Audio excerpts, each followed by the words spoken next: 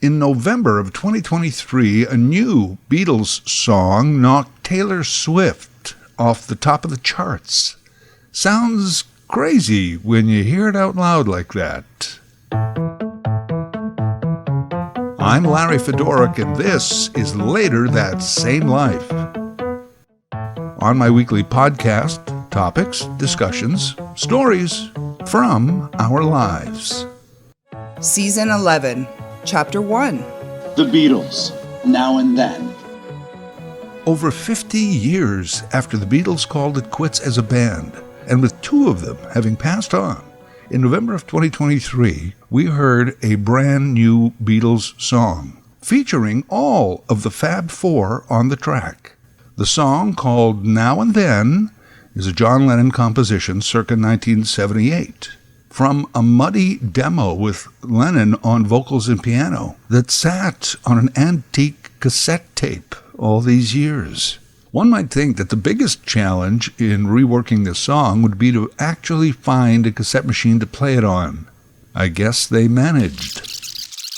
The song has been out for a while now, and it's certainly got its share of attention, but this is my first chance to chime in on it via this podcast. And chime in on it I want to do because A, I'm a Beatles baby. The Beatles mean the world to me. And B, I want to make a few points that I don't think have been made so far. If you have not heard the story of how this new song Now and Then came to be, 1978, John and Yoko are living in New York at the Dakota Apartments with their 3-year-old, Sean. John Lennon had not put out a new studio album in about 3 years and had kept a relatively low profile. It had been 8 years since the Beatles' last studio album was released, Let It Be. And by 1978, all of the individual Beatles had already had solo projects and hit records on their own. Yet the appetite for a Beatles reunion was still strong. If any Beatles consented to an interview, the first question was always, any chance of you guys getting back together? I know, Paul, that you're probably very tired of Beatles questions, but even if we never have this long-anticipated and eagerly awaited reunion that the whole world hopes for with the Beatles. The inevitable question. I mean, are they ever going to get back together? Yeah. A concert promoter offered them $50 million to reunite. But more famously, in April of 1976, Saturday Night Live's Lorne Michaels went on TV to offer them $3,000 to perform on SNL. Several months ago, I made a bona fide offer of $3,000 to the Beatles to perform on Saturday night. Paul and John had reportedly reconciled by this point and were actually watching the show together at John's apartment when the offer was made. It is said they contemplated jumping in a cab to 30 Rock and making a surprise appearance on the show. Oh, had that ever happened. However, as we know, they went their separate ways, and John put out Double Fantasy in November of 1980. Oddly, that album got mixed reviews, a lot of it because of its mellow nature, songs about love and fatherhood. Lennon had lost his edge, some said. Less than a month later, John was shot dead by Mark David Chapman, sentenced to 20 years to life for his crime. I had wondered if Mark David Chapman had heard this latest Beatles song. He must have. What does he feel when he hears it? Remorse, regret, sorrow? I don't care about him. I just wondered. Once again, Mark David Chapman denied parole this past October. Now, here's a story you probably have never heard. When John was assassinated, Paul had been working on a solo album that would become Tug of War. The album's most famous single was Ebony and Ivory, a collaboration with Stevie Wonder. Others invited to work on that album were George, Ringo, and the legendary Carl Perkins. After John Lennon's death, all sessions were put on hold. Months later, they did resume, and Carl Perkins was so invigorated at being included that he wrote a song. It apparently just came to him all at once. It was called My Old Friend. And if we never meet again this side of life, in a little while, over yonder, where is peace and quiet, my old friend, won't you think about me every now and then? The next day he played it for Paul and Linda by way of thanks for being included on the album. Upon hearing it, Paul broke down. What Carl Perkins did not know that Paul eventually shared were the last words John ever said to Paul. Carl Perkins had no way of knowing this. The words were, "Think of me now and then, my old friend." Incredible. Won't you think about me every now and then? So let's get back to 1978. John is noodling on the piano at home, singing lyrics into a cassette recorder, working on songs. There were 3 on this particular work tape: Real Love, Free as a Bird, and Now and Then. It was apparently George, in a telephone conversation with Yoko years later, who found out that this cassette existed. I was talking to Yoko, and she said, I think I've got a tape of John. By the mid-90s, plans were well underway for a Beatles anthology. The albums were in the works, with the help of ELO's Jeff Lynne, plus the 3 remaining Beatles and Yoko.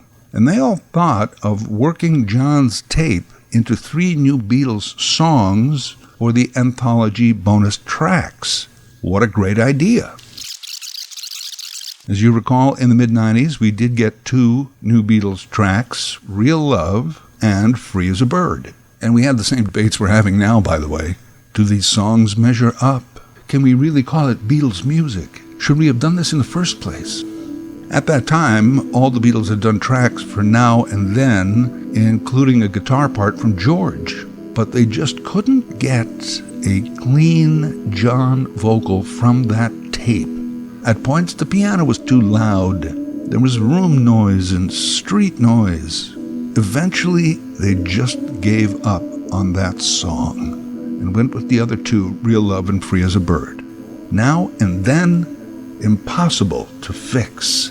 In November of 2001, George Harrison succumbed to cancer. And then number 2. Last year, Beatles fans were treated to Get Back from extraordinary filmmaker Peter Jackson. Jackson had hours and hours of never-before-seen footage of the Beatles recording what would become Let It Be, while also making plans for a massive Beatles concert, maybe on the Queen Mary, perhaps at the foot of the pyramids. Or, wait, why don't we just go up on the roof of the Apple building and play there?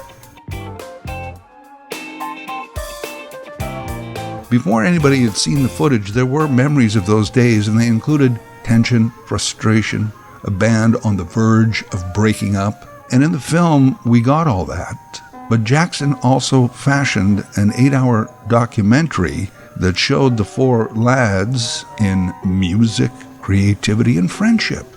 Pictures and sound were remastered to amazing quality. Get Back is a must-see for Beatles fans, and once you've seen it, it's a must-see again. It was Peter Jackson's team that developed this technology to completely separate John's vocals from the piano on that old cassette. I guess we can call that AI, and it's scary, but also amazing. As we now know, this song meant the most to Paul. And even when I first heard it and not knowing any of this backstory, I did wonder, is this a love letter to Paul? It may be. So they took John's vocals, George's guitar track from in the 90s, Paul and Ringo added some bass, drums, and harmonies. Beatles producer, 5th Beatle George Martin's son, Giles, wrote a string arrangement.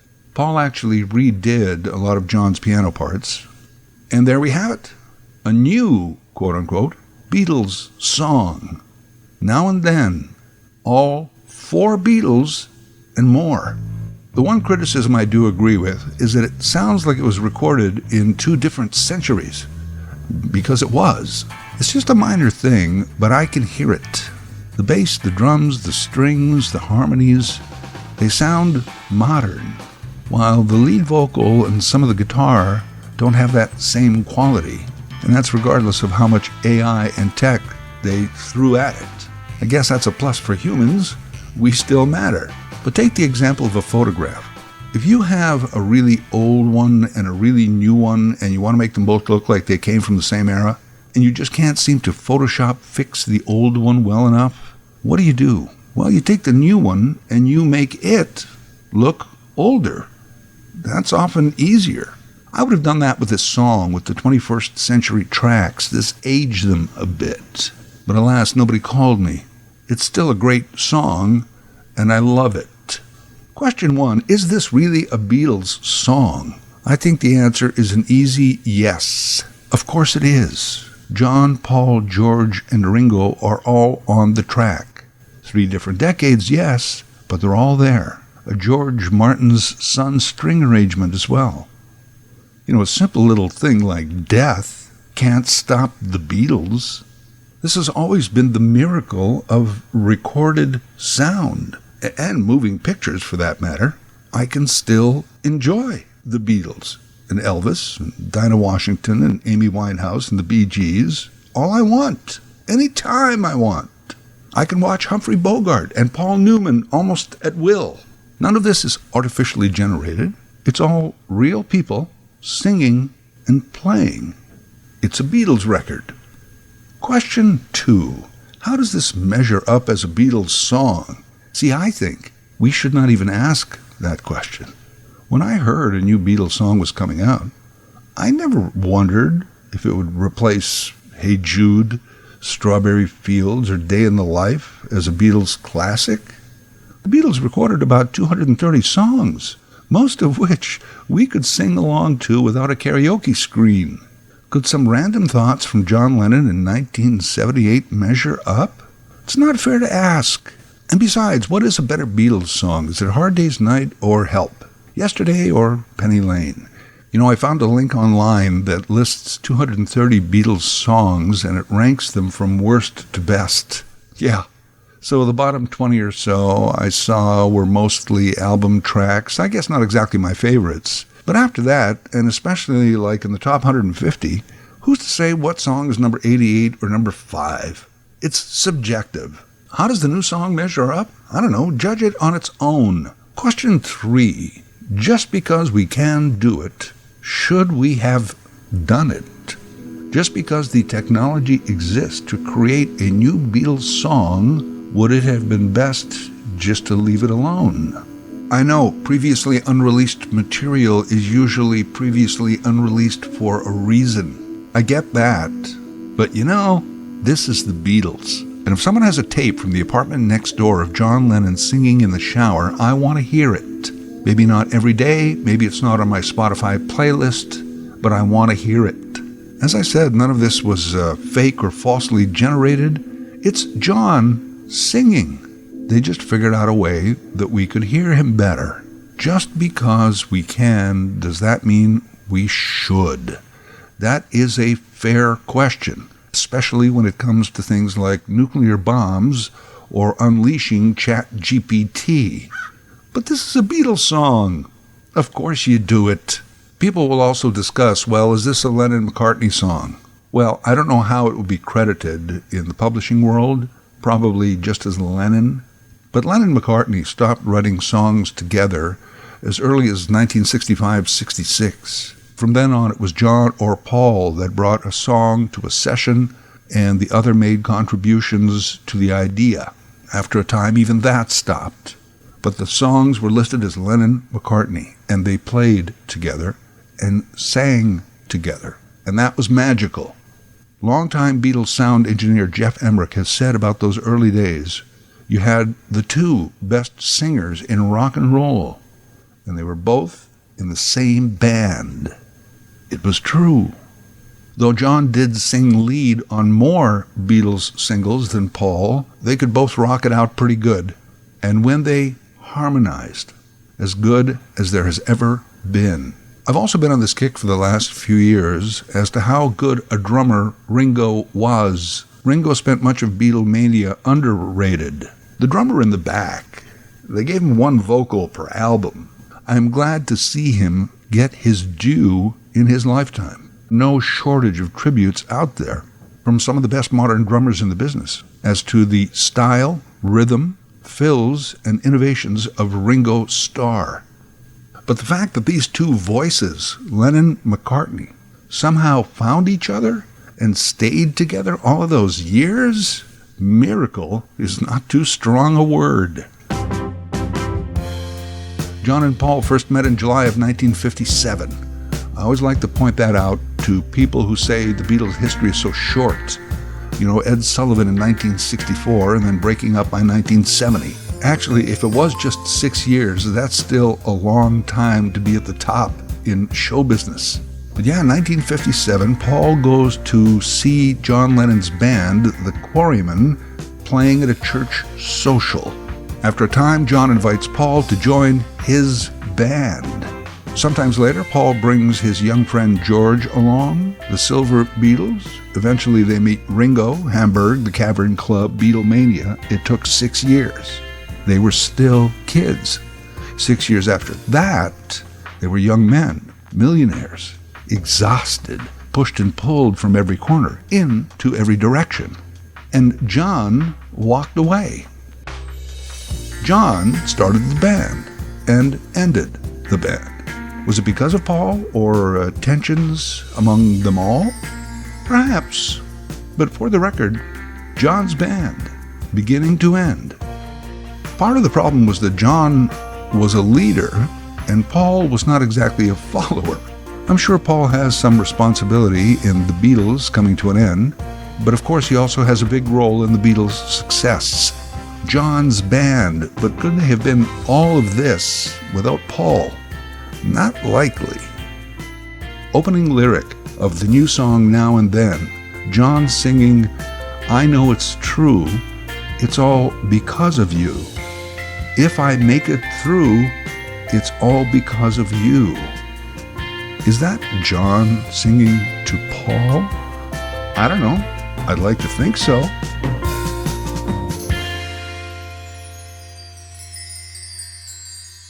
And I always make this point whenever I'm talking about the Beatles. Yoko never broke up the band. If you love the Beatles and John Lennon, then you should love Yoko, because he did. And she made him happy and more creative. Yoko turned 90 this year. Long live Yoko. You know, it can be said of both John and Paul. They wrote amazing songs. They were great singers. They found the love of their lives. And, they changed the world. Shortly after that chance meeting in 1957, Lennon and McCartney began writing songs. They quickly became rather good at it. As I said, they went on to write separately. But in the end, or should I say, in the end, almost 200 songs were created by this duo. I sometimes wonder what might have happened if Paul didn't go to see John that Sunday afternoon in July in 1957. I know that movie was out yesterday based on the premise that some guy is thrust into an almost identical parallel universe, with the only difference being in this new world that the Beatles never existed. The movie was fun and interesting. In the film, our star is a musician, and he begins singing the songs and taking credit for them. But what if that real day in 1957 never happened? Would John still be playing church socials and local pubs with the Quarrymen? What about Paul? Would he be a piano teacher in Liverpool, taking his turn in Penny Lane selling poppies from a tray? I think Ringo would be a known drummer somewhere. But what of poor little skinny Georgie? What would happen to him? Would he be Guitar George? Knows all the chords?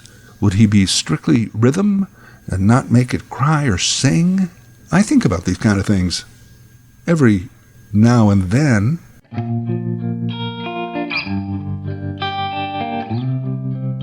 When I was a kid, saving up to buy their vinyl records, If you had told me that in 2023, within the space of a couple weeks, I would be hearing new music from the Beatles and the Rolling Stones, I may never have believed you.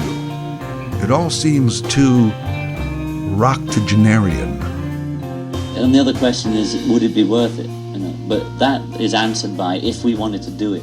If we wanted to do it, then it'd be worth it. If we got in the studio together and thought we turn each other on again, then it would be worth it. And sod the critics. They've got nothing to do with it. The music is the music. If we make a piece that we think was worthwhile, it goes out.